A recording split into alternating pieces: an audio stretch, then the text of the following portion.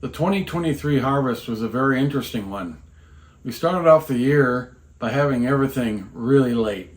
We had a wet, cold winter, and bud break was about 3 weeks behind normal, which was a challenging time for us to wait, hoping things came out.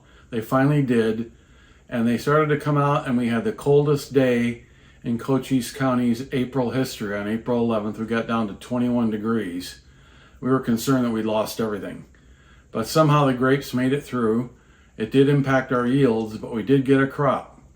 We then started thinking about, well, since it's so late, how late are we going to be harvesting? Through some miracle, probably never to be explained, the grapes all came in about on time in late August and through September. So the grapes came through in great shape. We had a very dry, warm summer. And so we had no mildew, mold, or any problems in the vineyard. So the quality of the fruit was extremely high. We started off by bringing in the Viognier, and it came in beautifully. Once again, a little bit lighter than we would have liked, but we did bring the Viognier in and put it right into production, and it's gone through fermentation. It's now resting in stainless steel tanks.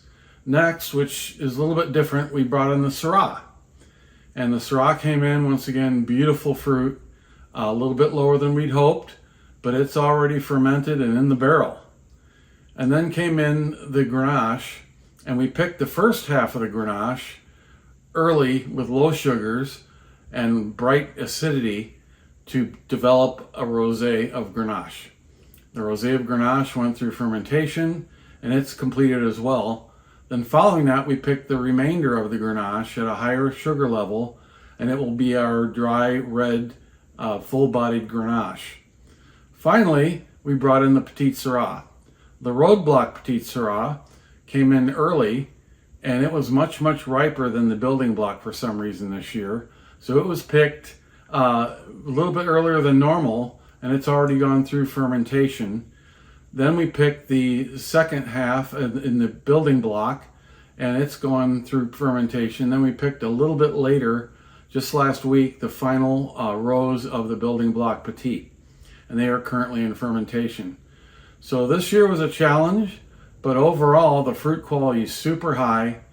The yields are down a little bit, but we're hoping this vintage is going to be memorable, as it already is just based on the weather.